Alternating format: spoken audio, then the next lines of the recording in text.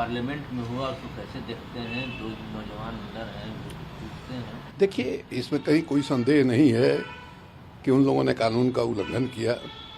कानून के हिसाब से वो लोग दोषी हैं और उनको उनके ऊपर कार्रवाई होनी चाहिए।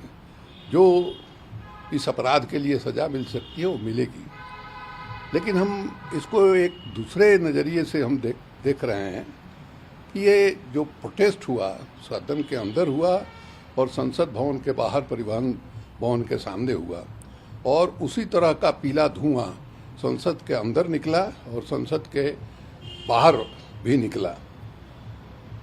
वो लड़की, 3 लड़के और एक लड़की थी, नीलिमा नाम की लड़की, उसने जो बयान दिया है उसका कहना है कि मेरे जैसे मैंने टैलेंटेड आदमी को मैंने कोई काम नहीं है। उसने एमए किया, पीएचडी किया, नेट किया, बेट किया, मैंने इतनी डिग्री है उसके पास और मैंने कोई काम उसके पास नहीं है। ये लोग फ्रस्ट्रेशन में हैं। ये भी जानकारी मिली कि उस लड़की ने किसान आंदोलन में भी भाग लिया था। तो ये देश की जो हालत है, देश के अंदर जो नौजवानों में गंभीर किस्म का असंतोष पैदा हो रहा है, उसका ये सिग्नल है एक ढंग से।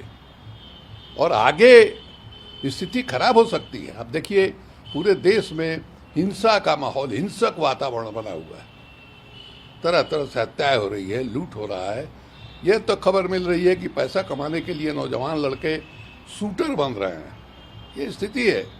इसलिए जो शासन चलाने वाले हैं, भले ही उनको वोट मिल गया, सत्ता मिल गई, लेकिन आपने जो वादा किया था, जो गारंटी दिया था 2014 में, उसको याद कीजिए। और उस गारंटी को आपने पूरा नहीं किया, इसलिए इस तरह का असंतोष है। प्रदीप सिन्हा सांसद है, उन्हीं के रिकमेंडेशन से पास बना। ये सब कोई खास बात नहीं है। हम भी राज्यसभा में रहे हैं। हमारे लिए कोई आदमी आता है, हम उसके बारे में थोड़े हम कोई सीआईडी से जांच करा करके उस पर दस्तखत करते हैं। परिचित है या हमारे इलाके का है या जिस इलाके को हम जानते हैं वहाँ का है, वहाँ आगे सर देखिए संसद भवन को देखना है, आदमी दस्तखत कर देता है।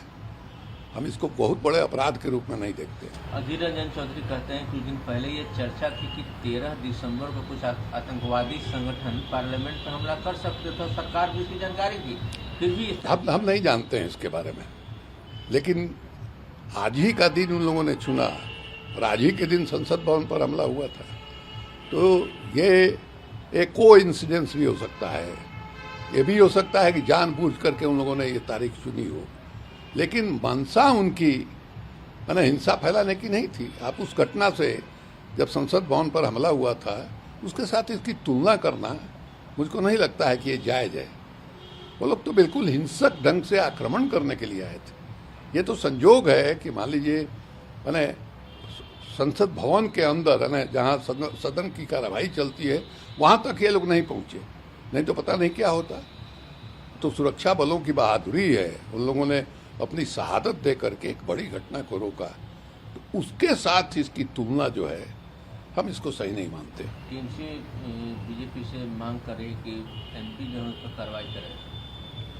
अब ये सब मांग होता रहता है, सब कोई अपोजिशन का काम है। अपोजिशन के लोग मांग करते हैं। हमको नहीं लगता है कि ये कोई बहुत ऐसा दंड है कि उस पर कोई कार्रवाई किया जाए।